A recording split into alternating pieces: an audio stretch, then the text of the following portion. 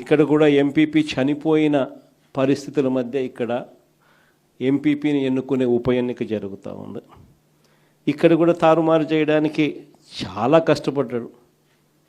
దగ్గరుండి చంద్రబాబు నాయుడు గారే తన కుప్పంలో ఇలాంటి దిక్కుమాలిన రాజకీయాలు తానే చేస్తూ రాష్ట్రంలో ఉన్న అన్ని ప్రాంతాలకు కూడా ఇదే మాదిరిగా మీరు కూడా రాజకీయాలు చేయండి అని చెప్పి తానే దిక్సూచిగా నిలుస్తూ తానే ఇలాంటి చెడిపోయిన రాజకీయాలను ప్రేరేపిస్తూ ఉన్నాడు. సత్యసాయి జిల్లా మడకశిర మున్సిపాలిటీ 20 మంది ఇక్కడ నుంచి కౌన్సిలర్లు, వైఎస్ఆర్సీపీకి సంబంధించి 15 మంది గెలిచారు.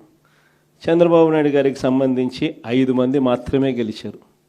పాపం ఎస్సీ కాన్స్టిట్యున్సీ లక్కప్ప లాంటి పాపం ఒక చిన్న కార్యకర్త అక్కడ నుంచి మన పార్టీ తరఫున ఎమ్మెల్యేగా నేను ఎస్సీ కాన్స్టిట్యున్సీ ఇలాంటి చోట కూడా ప్రలోభాలు పెట్టి ఆ కౌన్సిలర్లను లాగాలి అని చెప్పి విశ్వ ప్రయత్నం చేస్తూ ఉన్నాడు అని అంటే రాష్ట్ర చరిత్రలో ఎవడు ఉండడు ముఖ్యమంత్రి స్థానంలో.